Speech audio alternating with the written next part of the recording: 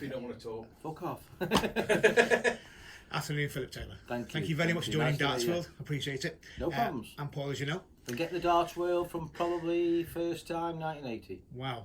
Yeah. You've been on it And countless then I used to times. nick Eric's after that. Did you? Yeah, because he had them all. He had them all, he did. He used to collect them. I'm dying to see number one. I think there's one copy somewhere, so I want to He'll try have and find it. it. Will he have it, will he? He will. Well, some will. Okay. I think there's, one copy, got to find it. So, but you've been in it, it started 72, so it's 50 years old next year. Is it really? So Wow. it started obviously before the PDC. So we'll go back to, obviously, we're doing this a World Championship, this month, this edition, we're doing a World Championship special. We're talking all the previous winners from the past decades that have won from certain decades, obviously pretty much every decade. Like the first time I played for Staffordshire Darts, I bought it so I could see my name in it. Because it gave the results from all the county matches. Alan Tone does that for us, Yeah, and see your name there, P. Taylor.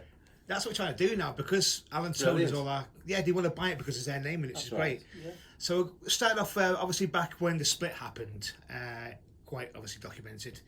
Bit of a risk at the time, bit of a gamble. Massive risk, yeah. Did you see it going anywhere near what it is now? No, not in a million years. I did think that darts could get back to what the way it was in the early 70s, say. Do you know what I mean? But we've outdone that by 100%, I think. 500% probably. You know, where you had crowds of 1,500 people, like at the Lakeside, say. I think it's 1,500 at Lakeside. To like 15,000. It is massive. It's gone global now. It really has. I mean, there was worried when obviously you retired a few years ago if it could not survive your retirement, but how much would it be damaged by losing Phil Taylor from the PDC? Did you ever think about having made a mistake at the time, or? No, it's perfect for me. Perfect. I mean, I was 58. I'd done enough travelling by then. Do you know what I mean? My health isn't as what it used to be. You know what I mean? I was suffering like being away from home all the time. It was hard work for me. You know, living out of a suitcase week in and week out. I mean, it sounds great when they say, "Oh, you've been to Japan, you've been here, you've been there," but you don't really see, because you fly in the day before, you do all your press and everything else, and then you're doing the tournament, and then you're flying back out again. So you don't really see. All you see is a hotel and a venue. So what do you miss the most? The competitiveness? What do I miss? I'll be honest with you, I haven't missed it because I've kept myself quite busy. The competitive side, not really. No, I'd had enough. If that makes sense. The crowds were a lot noisier, a lot more boisterous. A lot more insulting than when I first started. So I just looked round one day. I remember playing Terry Jenkins at Blackpool, and the crowd were a bit unruly. And I just looked round and I'm thinking, I had a conversation, because one of me really good, I call him my second dad, is Pete Williams, Robbie's dad, and I have a lot to do with Pete. I more or less speak to him every day, to be honest. And I said, "How did you know when you're going to retire?" He just said, "You'll wake up one morning and you'll just think, I've had enough." And it was that moment, I had that moment. But this was probably 3 or 4 years before I did actually retire. But that was the start of it, thinking, if Blackpool's getting too noisy and a bit silly, then what chance have we got with the others, you know what I mean? So it's just that moment when I looked round the crowd and thinking, my time's coming to an end here. I was probably about 54 then. I mean, my career had gone on too long, really. Yeah. You know what I mean? Barry wanted me to carry on. So I said, I'll carry on as long as I can. You know what I mean? As long as I'm fit and healthy, then that's fine. I wasn't playing for money, because I got enough money to last me 3 lifetimes. So, and it's just come to an end. I thought, right, I'll do it. And the last year was like 5 years. It was like waiting for your favourite Christmas present come, do you know what I mean? It was weird. Thinking, normally, time's flown this last 3 years since I retired. But that last year was like 5 years. It was murder for me. Because I'm thinking, another 3 months I'm retiring. Another 2 weeks I'm retiring. You're thinking about it. You wake up in the night thinking about it. It's ever so strange. You keep busy, you mentioned your grandkids. I mean, what's a typical day in the life of Phil Taylor now? Now, my eldest grandchild, Matthew, he's dart mad. I was saying to you about the darts world. He will read it and read it. He'll wear it out reading it, Matthew will. Nathan's his brother. But Matthew works for me. I pay him a little wage. He comes up, he practices with me every day. So I normally get up about 8ish in the morning. I watch telly in bed. I wake up about 6:30, put television on. I like my box set, so I'm watching one. I've already seen it once, called Suits. Yes. Which is brilliant. I love it. And so I'm watching that again, because I watched that about 2 years ago. and I can't remember half the. I think I fell asleep during half of it. Meghan Markle's in that, isn't she? Yeah, Meghan's in that. Yeah. And so I get up at 8:30.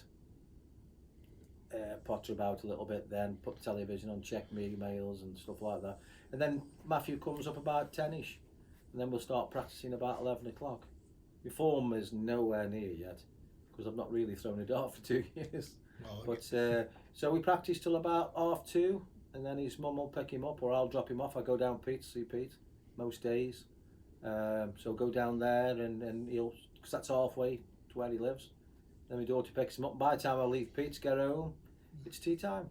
You know what I mean? So a lot of people thought you might have seen you behind the camera, obviously, like as a pundit or commentator. no, that's not for me. It's not for me. That again, to do that, you've got to spend a lot of time away from home and do exactly the same thing as when you're retired. So for me, no, not really. I mean, we have thought about it. Now I've had 2 or 3 years off. Maybe do a little bit of punditry. We'll see what happens.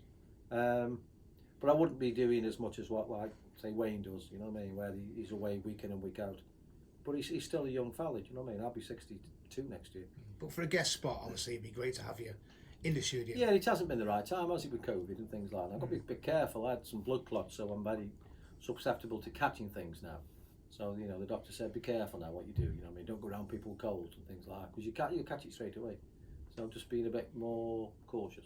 So you're a darts fan, obviously, you're still watching the events. I watch bits. I'm not a big dart watcher, believe it or not. I enjoy certain games. But my major problem is, let's say out of 128 players in the World Championships, I might only know 20, 30 of them. There's a lot of young faces come through now, and they keep asking, what do you think of this? I have no idea, I don't know. Yes, obviously he's a good player, he can play, but I have never seen him before because he wasn't on the circuit when I was there, see. So a lot of it's changed for me now. It's a little bit like Wimbledon, if I can put it that way. You know, the tennis used to be on in Wimbledon. I knew most of the players. Now I put the tennis on, I probably only know 3 or 4 players, and I lose interest with that way. Well, so a few players obviously recognise Barney's made a comeback. What do you think? Barney, What do you think of that? Yeah. What do you think of his comeback? I think he's very brave. I do. I think he's got a lot of bottle. He's going to find it hard because there's a lot of young players, very good players, and a different atmosphere. You know, you go in the practice room apparently, and nobody speaks hardly. They've all got their headphones on. They get their head down, and they're professionals, and so they should be. There's a lot of money to be in for them. Absolutely. Yeah. You still got all the old faces. Obviously, Gary's still there, and Peter Wright's still there. They're clinging on. Yeah, but now the emergence of Gerwyn Price and I'll tell you Clayton. what I love, right? I love sometimes on the Players' Championships, I'll sit and watch the results as they're coming in. I go on the dartsrankings.com, that's brilliant. And you can see like the World Championship race or the World Grand Prix race or the match play, the race to the match play. And it shows you, and it updates every time there's a game in play. It's brilliant, it is. And I enjoy that. I know I've got a couple of pros and we text each other, do you know what I mean? Look at him, he's on 5. If he doesn't hit this, he'll drop down. And that's a cracker. It's a cracking it is. Well, as a pundits last week in Wolverhampton, give me a winner for the world and also a dark horse, a wild card. Someone who's not won a major before. Can I ask you the same question? Oh, a dark horse. A winner first of all. A winner. I will go for Gerwyn Price. Okay. I think he's fit, he's healthy, and he's got confidence, and he's playing well. And then there's a dark horse. I tell you who has been playing well is Kim Ibratz. So there's a dark horse. Maybe. He narrowly missed out for the Grand Slam in the qualifier. The Decker beat him, didn't he? I think, yeah. Yeah, he's been playing okay. A dark horse as well could be Barney, because Barney isn't playing that bad, and he can win. I know he's won it before, but he can win. He knows how to win. That's key, obviously. And the other dark horse would be Adrian Lewis, because his back's against the wall now. He's dropped so much in the rankings. I think he's about 35th now, 36th. So he needs the prize money. And the one thing with Adrian, in the past, whether he can do it now, that's it's up to him. But in the past, when he's been against the wall, he's come out and won the World Championship. So that would be a little dark horse as well. I think Stuart Pike said him. He could either be with Adie, where he could get big first, second round, or go all the way. But he's won it twice, so he knows what it takes. Yeah, he's got the balls. Yeah, bottle. Pedigree counts for a lot. So we move on to the World Seniors now, which takes place in Feb. Looking forward to returning back to the Circus Tavern? I am, yeah. I am and I aren't, because I've had to get back on the practice board every day. And I didn't want to do that no more. Do you know what I mean? I thought, what a life I've got now. I can go to bed when I want, get up when I want, do what I want. Now I can't. I've got to get up in the morning and start practicing again. So I'm not very happy with that. That's the worst The part. book is making you favourite. But I am enjoying it because I'm not playing well at all. I'm probably 50% of what I was. And I'm trying my best. I'm trying to work out ways to make myself try and be better than I was before if I can. But I've got to wear glasses now because my long vision isn't the same, so the treble's a little bit hazy. So I've had these glasses now, what make it look pristine. So that's helping me. And then I'm doing different type of exercises with my arms and shoulders to try and stretch my ligaments, because obviously I haven't been doing that, and everything's like locked up a little bit. So I'm doing loads of stuff to get that done. Well, since it got announced, Interesting. It really actually made news. It dominated news for about 2 or 3 months. How did you hear about it? How did you hear about it, the event? The World Dart Seniors? Yeah. I had a phone call off Bob and saying, do you want to do it? Any doubts in your mind? Or were you straight yes? No, I said it'd be good because we've been in lockdown then for so many months, and I thought, well, this will do you good. This will give you something to look forward to. You know what I mean? You do that at the time, then once you've been practicing for 2 or 3 months, you're thinking, what an idiot. But no regrets? No, none at all, none at all. No, never. And if I go into it, I will give it my best shot, and I will, honest to God, I'll work out some kind of way to make myself improve. At the minute, I wouldn't get past the first round, but I'll work it out now. I've got time. Keep looking at that calendar though, and it's ding, thinking it's December soon. It's coming round. You're the favourite because of who you are. If they saw me practicing, I wouldn't be the favourite. Well, luckily, they probably haven't. If it's not your name in that trophy, who do you think could be the pretenders? Richie Burnett's playing well. I know Martin Adams, he's banged another 9 darts and he's playing well. So, you've got 2 good players there, ex-world champions. Daryl Fitton can play on his day, Tony can play on his day, everybody can play. So it's a difficult one. It's not a foregone conclusion you're going to win. No, not at all. No. Not at all. It'll be interesting. And the one thing, the reaction I've got off the general public, they are looking forward to it. The reason being, they know everybody. We've all been in their houses for many years. Martin's been there for a long time. Daryl knows. Yeah, I mean, everybody knows that. And I know people know Daryl Fitton more than what they do the world number 3 and some of the, the rankings type of thing. It's weird. It looks like it's going to be here to stay from what the initial reaction was. Do you think, what about an idea of a Premier League for legends? Would that be something for oldies? You won't be back on the road again. Legends and oldies said legends. Over 50s, let's say. That means going back on the road again. Well, for a short period. I mean, would that something like... We'll just have to see how this one goes first. I think it's slowly catch the monkey. You know what I mean? Take your time. Walk before you can run. And your memories of the Circus Tavern? Loads of memories from there. One that sticks out the most. My feet sticking to the carpet when I was walking towards the stage, nearly pulling my shoes off. I've not actually been. It's one venue not been to myself, so I look forward You'll love it. Yeah, you'll love it. It's proper spit and sawdust. Hopefully, I'll be invited along. I think it's a bit posher now than what it was. Right. But then it was proper spit and sawdust, the nightclub. Well, I spoke to the late great Andy Fordham. Great people who run it. Okay, and he said it's tiny. It is towards the arenas. It is towards the arenas. You know what I mean? It'll be noisy, it'll be hot, it'll be good fun. And a word on Andy, who obviously would have been there performing. Yeah. What are your memories of Andy? Playing him, obviously. Never really met him many times because I split with the BDO as Andy then was coming through. I mean, he did the tournaments, but I didn't really see a lot of him in them days. But sad, very sad. Anybody dies, it's sad, obviously. I was asked as well to ask a tech question. Now, I'm not great with equipment. So we've got an analytical team we call Joe, and he asked me to ask you about your change in dart. Changing in dart? When you went to, I believe it was a phase 5 in 2010, you changed quite dramatically from a dart you had with Unicorn to a phase 5, like a more barrel. Don't want to talk about old days in Unicorn. Yeah. That's why I've got to ask this dart thing. I said, I don't really want to ask stuff about equipment. No. So, yeah. So I'll forget that. Yeah, please. That's great. But yeah, we've covered the Jennings World Seniors. It should be great. Yeah. So, how far off do you think you are to being ready for that? I need 2 or 3 months. I really do. Do you know what I mean? It doesn't work overnight. You know, for being consistent. In the minute, I can hit a good score and a good score, then 4 bad ones. You know what I mean?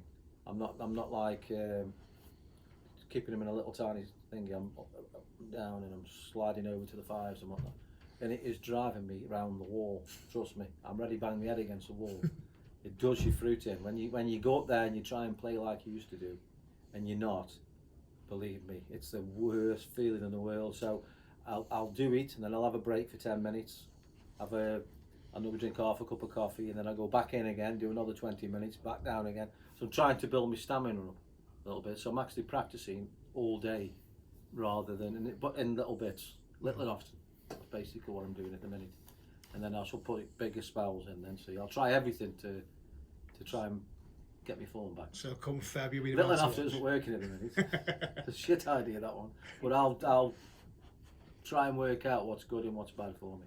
I've even got to get the right shoes now, because obviously all my dart shoes are gone. Oh. So I'm going to have to go out now and get some shoes so I can practice properly. Because I'm practicing trainers and they're too soft. Right. So you're not balancing properly. You know, little things like that you have to really think about. It should be a great tournament. I can't wait for Yeah. it. I mean, we've got obviously a busy week. Busy few weeks coming up, obviously with the players this weekend and then the Worlds. But before we know it, stop. I mean, I know what these lads are like now. You know what I mean, and what they have to do. You know, they play in a major tournament, and they're finishing, and then 2 days later they're in Barnsley for 4 days, and it's so hard, especially when they got young kids. You know what I mean? They got families. I don't know how they do it now. It's a lot of time away. It's like 40 odd weeks away, isn't it? 40 weekends away. It's crazy, isn't it? Crazy. But they're earning a good living, and if they knuckle down, then they could earn enough money to last them the rest of their lives when they're in the 30s. Yeah, so the money involved now is fantastic. I would, if I was young now, I would work my socks off, earn the money, then get out. But invest your money properly. I mean, I bought a lot of property, so I'm fine. And I still earn a good living. I think a lot of the players doing that now. So he gets his book, gets a cafe, and so doing houses and things and property. Yeah, so I think they are looking at the future, thinking, right, well, I'm not in this forever. A lot of players coming in. No one's going to dominate the game like you did. Even Michael Van Gerwen did. No one's going to dominate the game. They're going to win a few tournaments. So now it's you're right, and they're spot on. Listen, but don't lease it. Make sure you buy it. No leases. Exactly. And no mortgages if you can help it. So just buy Barry no mortgages, he says. Cash. You can earn it, go and earn it. So I wish you all the best in the World Series. Nice talking to you. And pleasure. Thank you for your time. Thank you very much. Thanks a lot. Cheers.